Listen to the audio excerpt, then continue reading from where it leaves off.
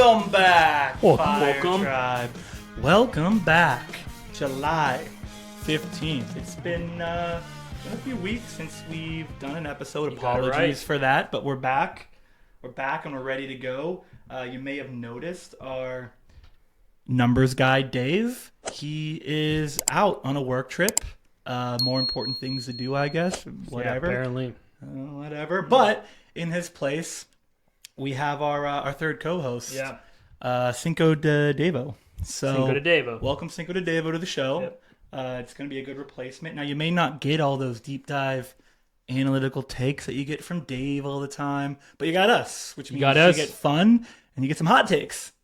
You get some cute boys talking about football. What was that? Cute boys talking about football. Cute boys? Okay. Just wanted to make sure. You heard it. I heard it right. I heard it right. All right. Lock us in, baby. Locked in. Phil, how are you doing? We're good. Yeah? You doing well? Yep. You doing well? How are you doing, Dad? Dad, yeah. You got the doing date okay. right this time. I got the date right. I think the dad brain is starting to wear off, so I'm starting to get the mind back. Good. Hopefully today is a little more concise from my point of view. Yeah. But if it's not, don't blame me. Anyone who has a child out there, you know what I'm going through. It's a lack of sleep. You brought laughter. That's all we care about. Always got to bring laughter. Yeah. All right. So today's show topic, we're gonna look at the teams, the blue bloods, right? The top teams in the EPL, not necessarily by who we think is going to finish 1 through 5. Now that very well may happen. But we want to talk about just the biggest clubs with the biggest names, those clubs being Chelsea, Arsenal, Manchester City, Liverpool, and Manchester United. And there's a hot take right there because they suck. we will get to that. That might be a hot take, but those are the teams we want to cover, and we want to cover from those teams who's a player that we think is going to be best value to start the season, and as we go through the season, value for us can mean, not just a good price, but if a guy is really expensive, but we think he is going to end the season as a top 3 guy, I mean, that's value. There's still value in that, so we'll talk about that. I don't want to get too far into that because before we do that, we do want to start with the topics and transfer section.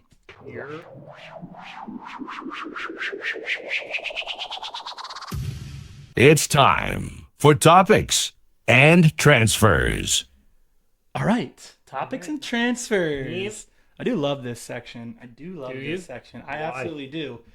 I don't know. I just think it's fun to see all the stuff that's going on, especially in the summer. It's our first summer as a show. Summers are crazy in the EPL, man. Summers are crazy. First topic. Chelsea wins the Club World Cup. Now, Chelsea wins it. There's a lot of controversy around the Club World Cup. I hear some players even saying it's going to be bigger than UCL in a few years. Other people say there's a lot of things they got to improve on first. Regardless of what you think, Chelsea won it. That was very unexpected.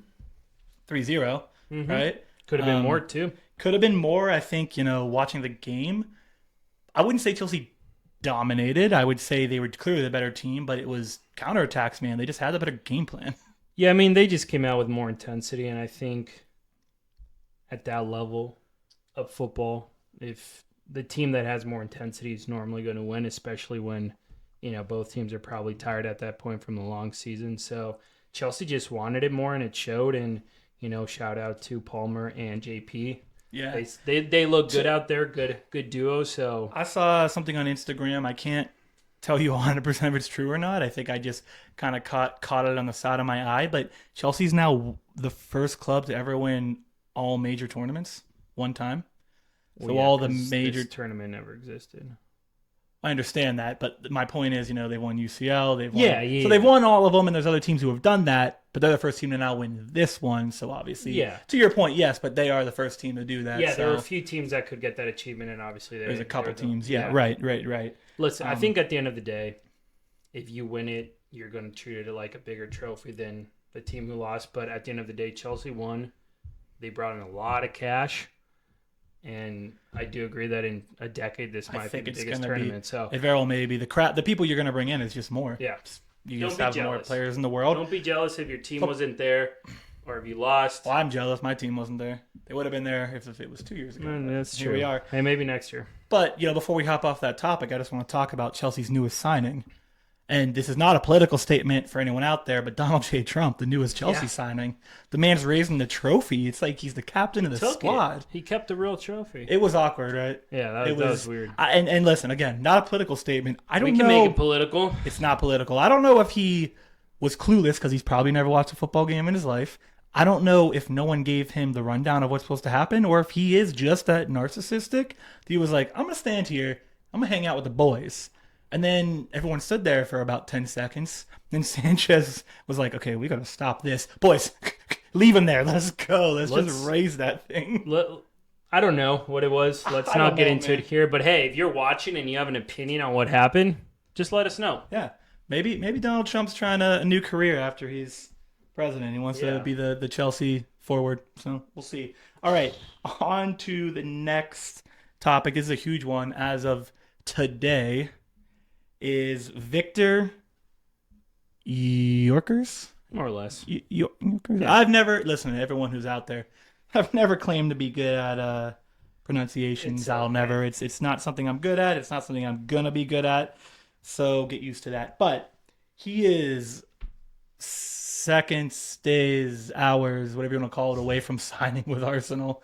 The deal's almost done, is my point. Yeah. The deal's almost done. Verbal agreements. Verbal agreement. It sounds like his agents are still in London closing that deal. It's going to be $75 million US dollars, 55.1 million pounds.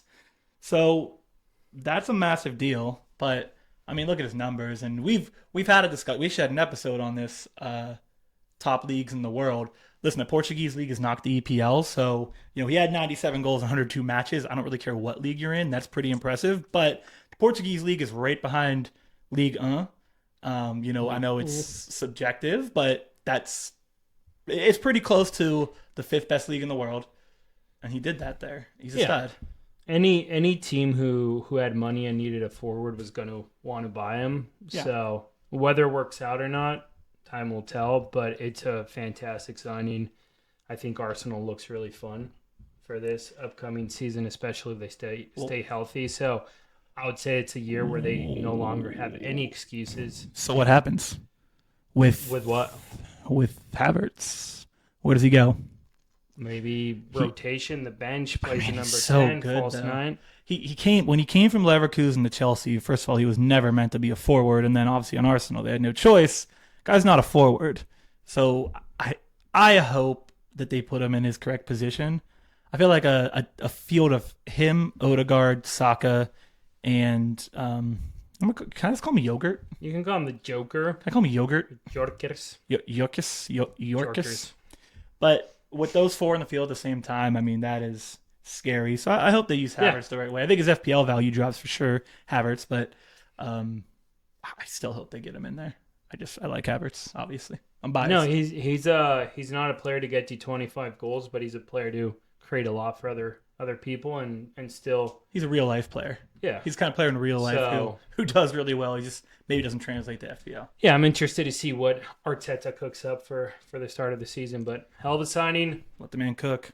Congrats, Gunners. Yeah, it's gonna be a great season. All right, last topic on the list here. I saw this before I was leaving. It doesn't necessarily surprise me that the EPL is in this spot, but it does surprise me with how much. So what I'm alluding to is the EPL spending already in the offseason, in the transfer window. They are right around $1.1 billion already in spending, and that essentially blows every other league in the world out of the water. That's you can combine Bundesliga, La Liga, and Serie A, and they don't equal to the amount of money the EPL has already spent. I think I was telling you earlier, the let me find it here before I say it. Yeah, so English top flight clubs have exceeded the transfer investments of Serie A, Bundesliga, and Liga teams combined. Only 5 teams in the world outside of England have bought a player as expensive as Sunderland's 30 million purchase of Diarra. That's insanity. The money Yeah. is not a real thing in the EPL. It's fake. It's monopoly money. It's monopoly money. And I think we had a conversation, you, myself, Dave, and a friend of ours.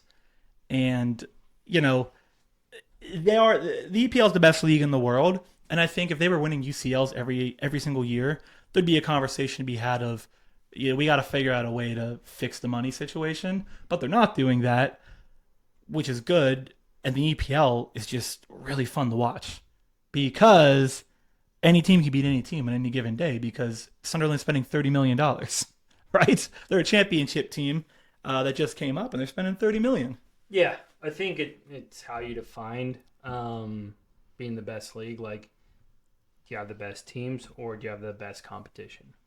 And Yeah. if you go right now, yeah, they have the best teams. Like, just looking over like the last 10, 15 years, it might not have been the case. But in terms of competition, I think one thing they do really well is everyone in the EPL. Obviously, they're going to get their own merits and some extra bonuses and incentives for like television deals, all that fun stuff. Right. But there's like an equal share pay to every team in the Premier League that other leagues don't have. I don't have that. Yeah. So you look at La Liga teams and the 19th, 20th place team, or that just like came up from the second division, they're going to get a couple million. Where you look at the worst team in the EPL and they're getting like whatever the share is, like 31 million. Yeah. So like every single team in the Premier League just has that extra money, which makes those bottom teams, those mid-table teams, so much more competitive than most leagues. Yeah. Middle and bottom teams. And, So I'm not trying to take anything away from Chelsea here. They deserve that win. They deserve that tournament. They have spent $211 million already. So, like, regardless of if PSG had the best year and they were the most dominant team, like, you spent $211 million. That number alone, unless you're Manchester United, means you should be in every game. You know what I mean? Yeah. Like, and again, I'm not trying to take away from Chelsea here, but no, you when are. I'm You just are. saying when you spend that kind of He's a money, hater. you should be in the games. And they were, and they won, and they deserved it. They played better than PSG. There's no doubt about that. Yep. But, it's good for us as EPL fans. It's incredibly fun to watch. We're going to have a lot of teams this year, I think, that are competing. So it's going to be very fun. It's going to be a fun year. Going to be very fun. All right. Those were the topics and transfers. So it's about time to hop into the main segment of the day. Yes, sir. Main segment of the day. So we talked about the teams that we chose. Again, those were Chelsea, Arsenal, Manchester City, Liverpool, and Manchester United. Now, The Big Five. the big five, right? I think someone, you may say, oh, they finished 16th and they were kind of a joke. They're still, world renowned. They still have money. They still have history. Like, they are a blue blood. Those are the 5 blue bloods. And frankly, those may be the top 5 teams in the EPL. What does blue blood mean? In America, when you say blue blood, you're talking like college sports, like the Kentuckies, like we're talking basketball for college sports, like Kentucky, Duke, North Carolina. Basically, they're just like the high profile teams that have all the money, have all the fame. Same thing in the EPL. Like, those are the squads. So, Yeah. Nice. yeah. Anything else on that? No, just Or glad we're relating EPL to all college sports basketball. all sports are intertwined, huh? Yeah. They're all intertwined. Anyway, back to you, Master. I don't know. Listen, I may just call it a day. I think I'm good. All right, now that Phil's made us take forever, 2,000 years later. now that you're slowing us down, we are going to start with Chelsea. And we're going to start with the guy that I've talked about ad nauseum over this summer, Cole Palmer. I'll give the intro on him because, again, I've talked about him a bunch, but He finished the season with an 11% attempted assist rate to finish assist. That's really, really bad. That was like 250 plus when it came to all the FPL players. So he was way down the list. He does have some maturing to do. I think we saw it again in the Club World Cup. I think I saw him. He kicked the post when Nico didn't pass him the ball. Yeah. So it's definitely a maturity. It's not terrible and his talent's really good, but he does need to clean that up a bit. Show that he can be a leader. Show that he doesn't get too frustrated. But Nico Jackson had a 28% finishing rate last year, right? Yep. So again, he has an 11% attempted assist to assist rate. His top forward has a 28% finishing rate. That's pretty bad. Well, they picked up Delap, who had 38% finishing rate last year. He's now the second forward on the team. Then they picked up João Pedro, who had a 50% finishing rate. He is now the top forward on the team. All of that is to say that just like look at the numbers. Even if he goes from 10 assists to, let's say he jumps to 16, he's finished his second in FPL last year, points-wise, and no one's talking about him as like he had that bad streak, but again, a lot of assists could have been translated to goals in that streak of like 8 to 9 games where he didn't have any points. Not to mention Chelsea's they're an elite chance creation team. Second to Liverpool last season in chances created, bottom of the barrel in those chances being finished. For me, I've talked about him. I see him as a number one guy this year, like the number one FPL player by the end of the season. That's kind of where I'm projecting him to go. So, he's going to be expensive. But I think more, but I think both of us truly believe he's a top 1, top 2 guy, the price is worth it. No? Yep. Yeah. I think kind of just looking at it high level too. Last year we talked about Chelsea as a immature and young squad, but with a lot of potential. Yeah. And obviously we've only seen them during this cup run, but even Maresca getting a team like that to be so intense and intentional when they play even in the preseason, I think that's a great sign for what's to come. Mm-hmm. And to your point, they always looked like a threat offensively. Things just weren't clicking. No. So with another year under his belt with Palmer, getting some key players in JP, and just everyone just looks more mature and ready to go. Yeah. And buying into the system that Maresca has implemented, I think they're going to be a very tough team to beat. And Palmer's the king of the team. Everything's going to go through him. Exactly. Now, if you can't afford him, or you want a different top player, someone like JP is obviously going to be great. Pedro Neto might be an awesome budget. And just to be clear, exactly, João Pedro, that's going to be the guy everyone flocks to, I think, to start the year. And the reason that we didn't go with him here, which a lot of you may say, well, why wouldn't you pick João Pedro? Did you watch the tournament? We did. The reason you don't go with him here, we didn't go with him, he may not be a 90-minute guy every game. Especially Nico Jackson is not off that team yet. If he's on that team, you now have Nico Jackson, you have Liam Delap, you have João Pedro. He is not going to play 90 minutes every single game. It's just not going to happen. They're going to rotate him. Yep. Who does play 90 minutes every single game because he is the center of the team? Cucurella, exactly. No. That's my pick, certified Fireside. Oh, Fireside. No. Cole Palmer's the guy who's going to play every single minute. So, again, value, right? Yeah. Yes, you're paying up for him. He's probably going to have the most points by the end of the year on the team. And he's going to play probably the most minutes. And he's taking PKs away from João Pedro. So, everything goes through him. So, if Chelsea continues to click, he's obviously going to be the... But to your point, right? Main guy. It's him. It's like choosing your Pokemon. It's him. It's Salah. It's Haaland. Those guys are going to be... I'm sure Isak's going to be close to the 10 million range. Saka. But those 3 guys tend to be the most expensive. So, you're probably going to have to choose one of them if you want to make your team rounded enough to survive. And I think, to your point, if Cole Palmer, if you don't believe in him like we do, then João Pedro is obviously an amazing piece of the offense to have. Yep. On an offense that we think is going to do even better than last year, like significantly better, I think. Absolutely. Significantly better. Okay, cool. Let's roll on to the next one, a guy we've already talked about. I'm going to let you say it because I'm tired of mispronouncing his name. Dorkers. Goikers? Is that really how you say it? Could someone comment and That's put it how out? we Put say it out. Goikers. Comment on the video. Give it to me phonetically so I can really dig into this one. Hey, I got you here. Yeah, give me something. Give me something. What is it supposed to be? We've got passion, we've got determination. Like, and if we set our This sights is an on ad. something, you better believe it's happening. We're gonna get so copyrighted.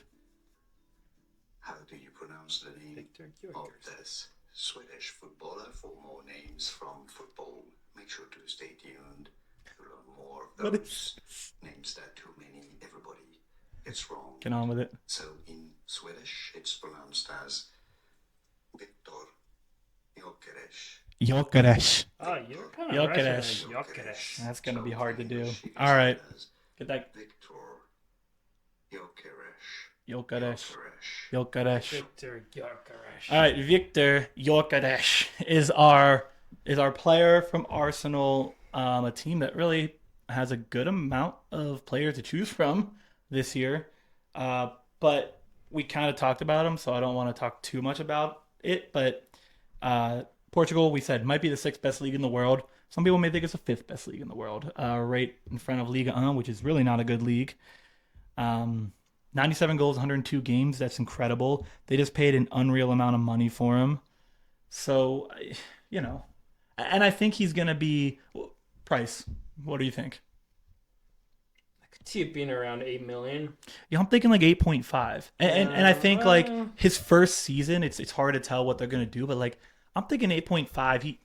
Maybe He's a stud, 8.5, right? yeah. I think a lot of people are going to look at him to be right behind Haaland and Isak in terms of like forwards. Yeah, that's fair. It's like he's going to probably be looked at as a top 3 forward option. Listen, Arsenal's a team that has a possession. They have a great superstar in Saka that's going to be feeding him the ball. So at the end of the day, I think he's just such an obvious choice as long as obviously this deal goes through and he plays. I think he's going to be more valuable than Saka because Saka is going to be more expensive, at least to start. And I think Saka is going to get a lot of the assists, but Gyökeres is going to get the goals. So as a rule of thumb, cheaper and probably going to get more FPL points. Exactly. Just my thought. No, that's what I was going to say. Saka, he created the second most big chances last year, He 22, creates a right? lot. So, of course, he is going to be a high price. He ended the season at 10 million. Yeah. That's ending the season in a season that he didn't perform because he was hurt for a lot of the time, right? So, little bit. not his fault, but the thing is we can assume he's probably going to start the season in a similar range, correct? Yep. So, let's say he starts the season at 10 million. Let's just be conservative, say 10 million. Last year, only one forward in all of EPL ended the season in the 10 million or above range. Isak. Haaland. What did Haaland was 14.5 million. What was Isak didn't end the season. he not get to 10? Nope. That's Was what he I. 9.5? Yep. He may have been 9.3. I don't know if they go in. I think they do. Yeah, might have been 9.3. Regardless, he didn't. Yeah, numbers guy, not here. He didn't hit the 10 million range. So my point is, like, you can assume Gorekish is not going to hit. He's not going to be in that 10 million range. He's probably going to be around 8.5. Yeah. To your point, the value is there. He's going to be less than Saka, and he's going to eat up all those chances. I mean, a guy like, give Mikel Moreno all the credit in the world. Guy tried his butt off for that team, did everything he could. He's not even a forward, and he was still scoring goals for them. Imagine what a guy that's as good as him, this guy's going to do for them. So, I mean, it's a no-brainer for me. Like, and frankly, I think the Arsenal defense from an FPL perspective was overrated last year for a lot of the season. In real life, amazing defense. They were winning games, but they were rarely getting those shutouts when you wanted them from Gabriel and Saliba. One shot, one goal. Yeah. I think Jay Timber might be the surprise guy for them from an FPL perspective, but that's not the topic of the day. You know what I mean? No, you know what I mean? All right. We are on to Manchester City and the Viking himself. The Viking himself. Erling Haaland. This was a tough one. I know Phil has. I don't agree with it at all. He does agree, but he does have some secondary options that he wants to talk about. But I convinced him on this one. Again, very tough, and we're not going to get bogged down in numbers. We all know who Haaland is. We all know exactly what Haaland can do.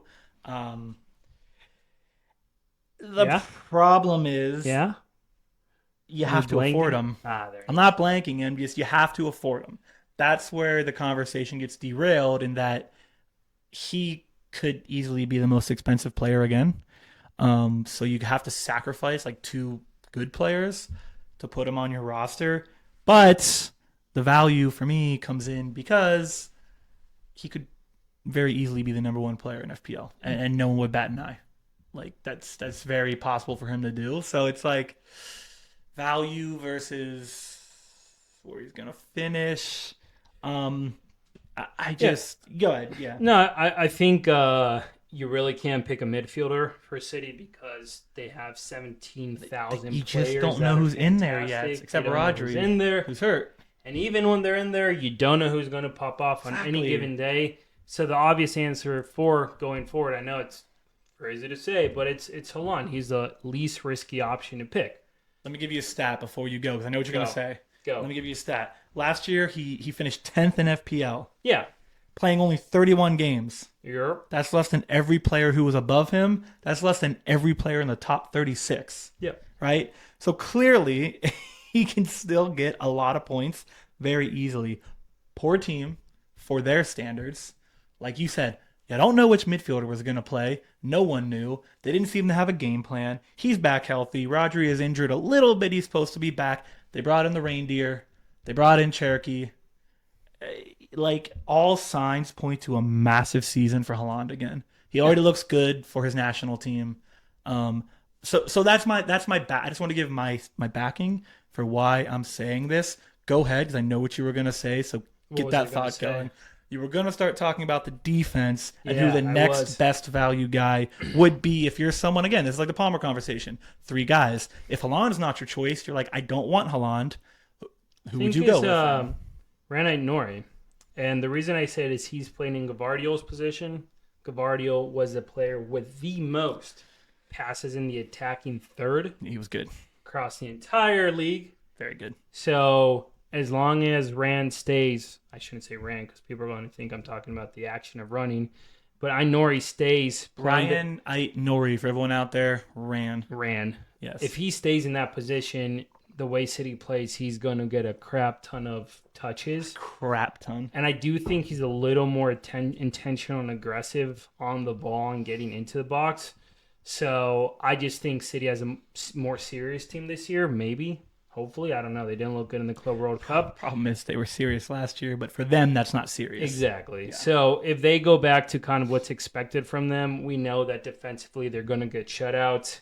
And then you do have a lot of offensive threat in that guy if he continues playing on the left. So he's someone I'm extremely I think he's going to be very, very, very, very high at the end of the season. Yeah, man. I said it last time. I think it's an outside back kind of year. I think outside backs are going to be the most valuable position. To outback. I think outside backs. I think some people are going to have 4 outside backs in their defensive line. Sometimes. All right, chill, manager. Chill. Chill.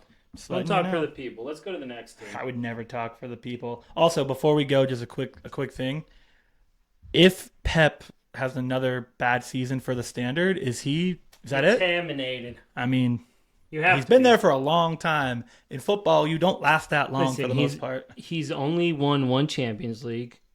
Yes, he's won some titles in apparently the best league in the world, but no one could beat him. So, he has to be gone. They've given him everything and anything he asked for. We're going to come back to this conversation in the future. He's kind of sucked lately. We'll come back to this conversation in the future. All right, on to the next team. That is the EPL champion, Liverpool. Hot take time. Listen. I'm going to pass the mic to my co-star because he's going to die on the sword for this guy. I'm only 50% in, but... I'm 51% in, so I'm enough in to go with him. Phil, die on your sword, please. Die on the sword. If the founder of Darwinism, Mr. Darwin Nunez. The founder of Darwinism? I don't know what that means. Oh, he means he founded Darwinism. I know. I guess, that's what that means. If he stays with Liverpool, I truly, truly believe he's going to have the biggest breakout season of any flop we've ever seen, and he's actually going to absolutely murder it and be an insane forward for them in real life and for FPL. I believe in him. So there's nothing to back this statement up, to be honest, outside of me believing in his qualities. At least you're telling the people. Yeah, there's nothing to back. I think he has it. like 40 goals in 95 games, which isn't terrible. Really? Yeah, across all competitions. So I know he's played in a lot of like lower league teams in the cup, but there's nothing to back it up outside of just watching him play. I feel like he's just an inch away of everything clicking for him. So I am going to believe in him until he proves me wrong. So that's my Liverpool most valuable player. But I'll pass it to my co-non-star, Sean. You co-non-star. If he has a plan B for Liverpool, since we know that the Darwin one might be a little bit of a hot take, a little bit of a stretch. Yeah, I do.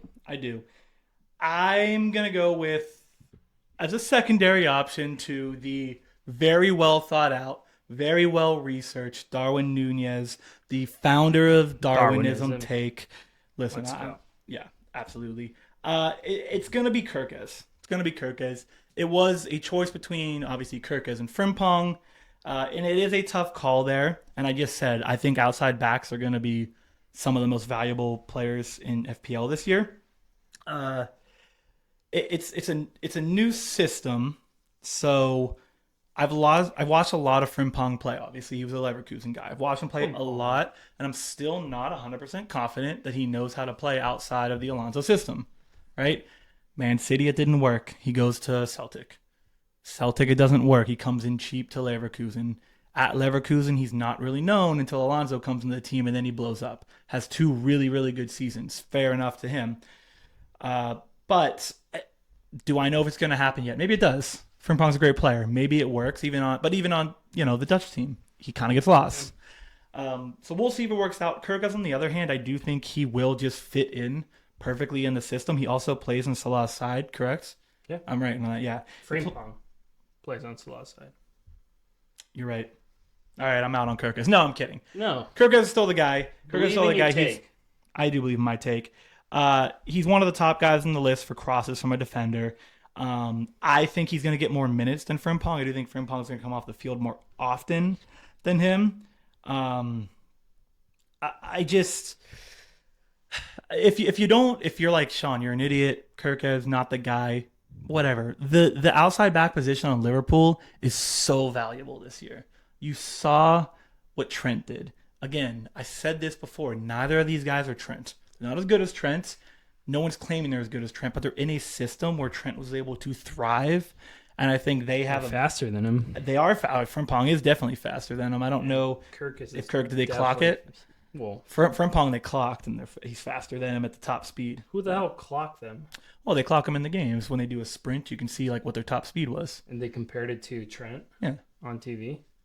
Not on TV, but they've done the comparison. Yeah, Frimpong nice. had a faster. Nice. Whatever.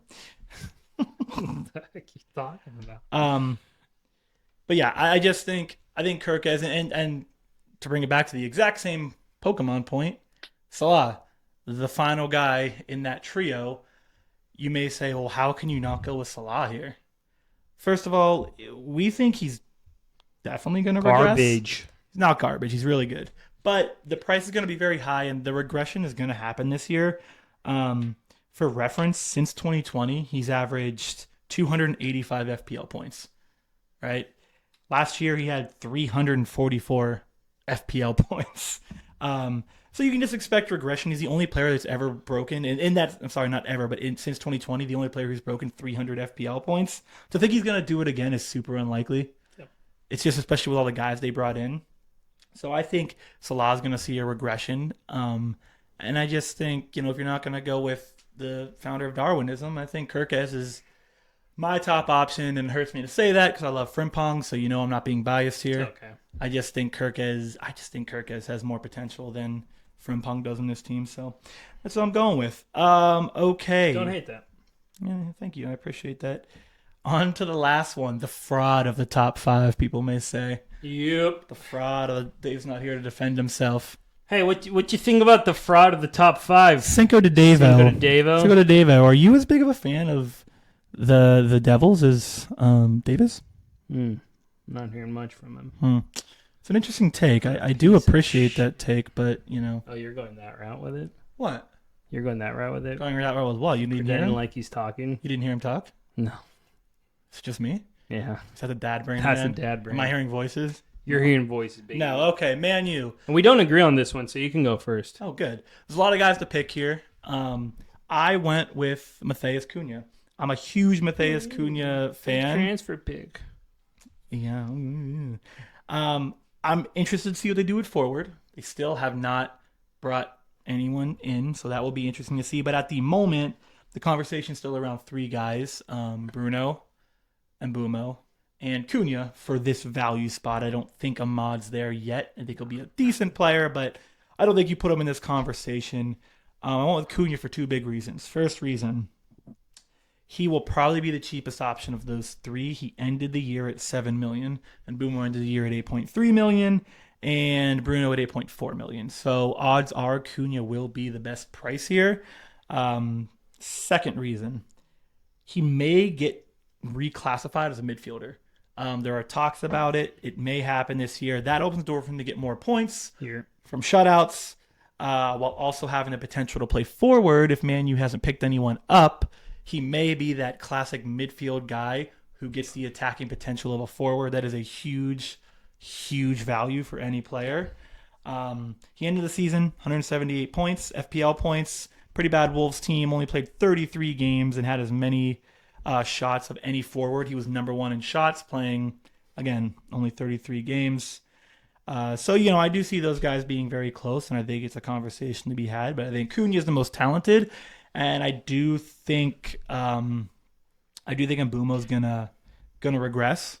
I think he outperformed his XFPL last year by 24 points, which was second only to Bowen. Mm-hmm. So he definitely outperformed. He had 20 goals on 14 expected goals, Mbumo did. Good job, Boomo. Only had 86 shots, which was not at the top. And I just foresee him coming down to earth a little bit. So for all those reasons I said, Cunha is my best bang for your buck on this team. Very quickly. Why do you disagree with me? Well, I like Cunha, and I respect your opinions. Okay. I'm going to go with Mr. Rat, Bruno Fernandes. Mr. Rat, And I need the to get some sort of visual coming up from Mr. Rat. I got to get that going. Good cheese I'll get a wheel of cheese, I guess. Very simple. I think just like Palmer for Chelsea, he's the focal point of United. If they get better with their signings, I think they're just going to have a lot more firepower up there. And he's taking PKs away from Cunha and Mbumo, who were the PK takers on Wolves and Brentford, obviously. So for that reason, he might be a little more pricey, but I do think Fernandes is going to be that kind of centerpiece. And again, he's on set pieces and PK, so I think he's going to be the most valuable guy. I know that's not a hot take because he is their best player. So, yeah. I think Cunha might be the best player now. Hot take. Hot take. Wait. So, yeah. I want to check. Check. I want to check what his... Mike check. Because he was one of the guys who had very high FPL price to start the season. It dropped down 8.4. I think it was... He started at 9. No, he started in the 9s. He started in the 9s? I think he probably started at 9 million, which I would think he would start there again. That is a hefty... Yeah, if he stays at 9, if he starts the season at 9 million, are you still in on that take? Yeah. At 9 million. Yeah. Okay. Yep. That's my boy. I respect that take. Give me 1 second. I'm going to find this.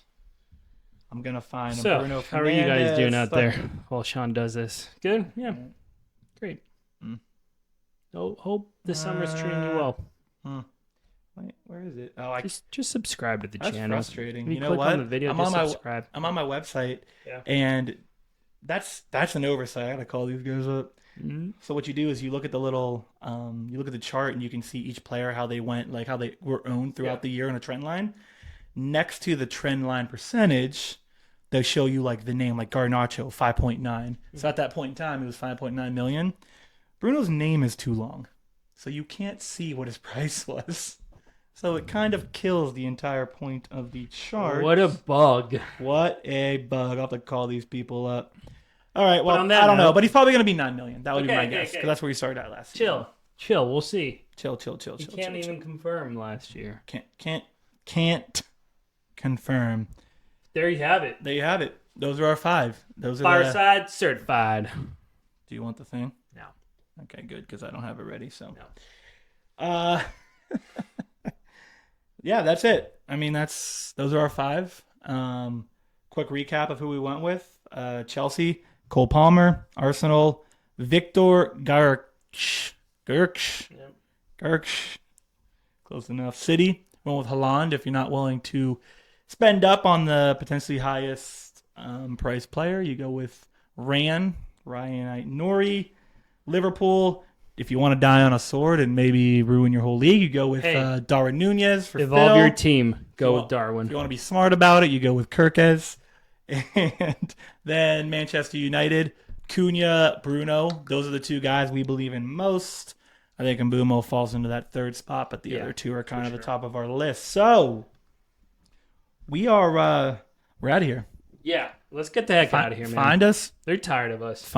Never. By this point, you guys are tired, but don't forget to like and subscribe before you exit If out you're of the YouTube watching channel. on YouTube, like, comment, subscribe. Just like Phil said, we really appreciate It's it. friggin' free. It's friggin' free. Doesn't cost you Find a us penny. anywhere you listen to podcasts. Yep. Check us out on our socials, right down there.